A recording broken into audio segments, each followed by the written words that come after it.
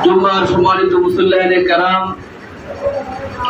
আল্লাহ পাক রব্বুল আলামিনের দরবারে লাখ কোটি শুকর যে আল্লাহ পাক রব্বুল আলামিন আমাদেরকে হাজারো মানুষ থেকে বাছাই করে শুক্রবারে জুমার নামাজে এসে বসার, শোনার, কিছু কথা বলার তৌফিক দান করার জন্য করে সকলে বলি আলহামদুলিল্লাহ।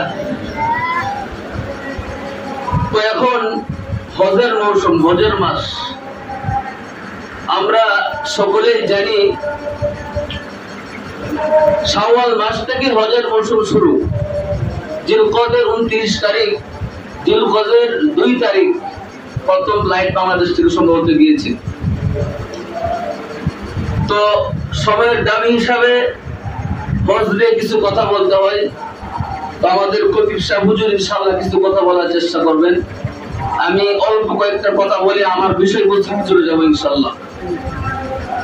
আল্লাহ পাক রব্বুল আলামিন বলেন, ইন্না ইদ্দাতাশ শুহুরি ইনদাল্লাহি 12 শাহরান ফি কিতাবিল্লাহি ইয়াওমা খালাকাস সামাওয়াতি ওয়াল আরদা মিনহা আরবাআতুন হুরুম। আল্লাহ পাক রব্বুল আলামিন দুনিয়া সৃষ্টির পূর্বে থেকে, দুনিয়া সৃষ্টি থেকেই এই মাসকে 12 মাসে গণনা করেছেন এবং তার মধ্যে 4টা মাস আল্লাহ তাআলা সম্মানিত হিসেবে ঘোষণা করেছেন, জিলকদ, জিলহজ, মুহররম। আর একটা হচ্ছে রমজানের আগের মাসের আগের মাস, রজব মাস। তো এই 4 মাসে আল্লাহ পাক রব্বুল আলামিন যুদ্ধ বিগ্রহ নিষেধ করেছেন।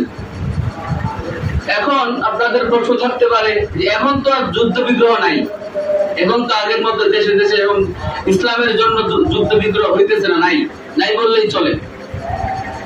তো এই ক্ষেত্রে আমাদের শুধু আল্লাহ পাক নিষেধ করেছেন, এই 4টা মাস সম্মানিত করেছেন।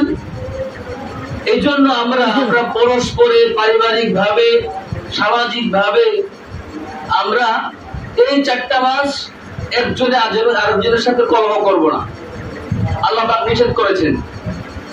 এবং এই 4টা মাসে বেশি বেশি করে ইবাদত বন্দেগী করার চেষ্টা করব। কারণ যে জায়গায় আল্লাহ পাক রব্বুল আলামিন এই 4 মাসকে সম্মানিত করেছেন, এর মধ্যে আল্লাহ পাক যদি সম্মানিত করেন আর এটা যদি আমরা জানি, তো অবশ্যই এটা আমাদের জন্য করণীয় প্রয়োজনীয় থাকে। যদি একটা ব্যক্তি এই জায়গার মধ্যে একজন এমপি সাহেব নামাজ পড়তে আসে, আমরা যদি তারে চিনি অবশ্যই তাকে একটা সম্মান করবো আলাদা, কারণ সে এমপি সাহেব। ঠিক তদ্রূপ আল্লাহ পাক রব্বুল আলামিন 12 মাসের মধ্যে 4টা মাসকে আলাদাভাবে সম্মানিত করেছেন এবং এই 4 মাসে যুদ্ধ বিগ্রহ হারাম করেছেন এবং অন্যের সাথে, একজন আরেকজনের সাথে ঝগড়া বিবাদ হারাম করেছেন।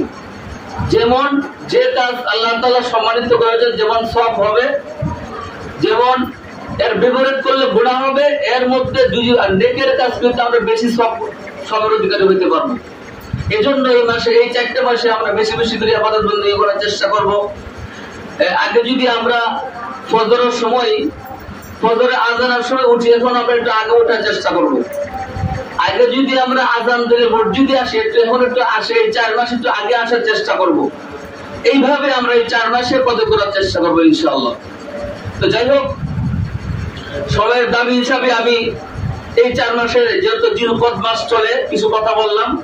আমার আজকের বিষয়বস্তু হচ্ছে মৃত্যু সম্পর্কে।